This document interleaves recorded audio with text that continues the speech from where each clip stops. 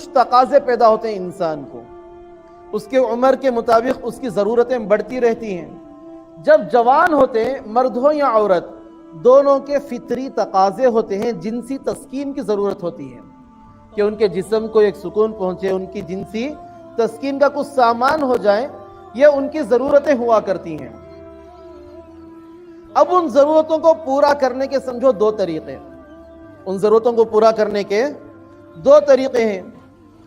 ایک تو طریقہ سمجھو غلط طریقہ،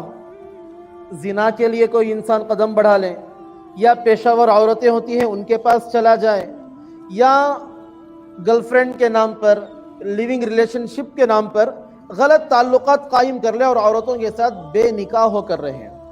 اب اس میں خرابیاں یہ سمجھو کہ اگر یہ ماحول چل پڑا تو ظاہر بات ہے عورت کے لیے اللہ تعالیٰ نے ایک نظام بنایا ہے، مرد کے لیے ایک نظام۔ مرد کماتا دھماتا ہے، گھر کی ذمہ داریاں نبھاتا ہے، عورت عام طور پر زیادہ کماتی نہیں ہے اور گھر کی ذمہ داریاں وہ گھریلو نبھاتی ہیں، باہر کی نہیں۔ نظام اسی وقت صحیح چلے گا جب دونوں اپنا اپنا کام پورا کریں گے۔ اب مرد ہے صرف عیاشی کے لیے عورت کو رکھ رہا ہے، پیسے دے کر رکھ رہا ہے، یا محبت کے نام پر رکھ رہا ہے، یا کسی بھی نام پر، دوستی کے نام پر وہ رکھ کر زندگی گزارے گا تو ظاہر بات ہے اس کا خرچ نہیں اٹھائے گا۔ اب عورت اپنے خرچ کے لیے باہر دوبارہ نکلے گی،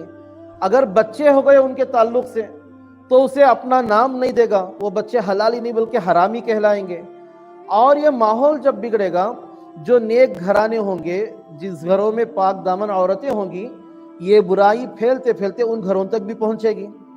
ظاہر بات ہے گلی میں اگر کھل کر کوئی شخص بھی غلط کام کر رہا ہوگا، ہماری پاک باز بیٹیاں، بہویں، عورتیں دیکھیں گی تو ان کی نگاہیں بھی خراب، نیتیں خراب، اور موقع کی تلاش میں وہ بھی بیٹھ جائیں گی، ماحول خراب ہو جائے گا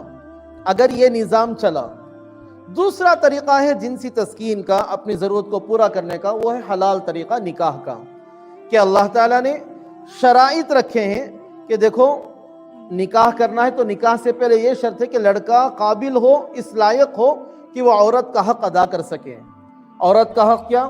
اس کا نان و نفقہ، کھانے پینے کا خرچ اٹھائیں، اسے سکنا یعنی رہنے کے لیے گھر کا انتظام کریں، اور اس کے کپڑے پہننے کے لیے، اس کے کھانے پینے کے لیے خرچ کا انتظام، اس کی جو بھی ضرورتیں ہوتی ہیں دنیاوی اعتبار سے، ان تمام ضرورتوں کا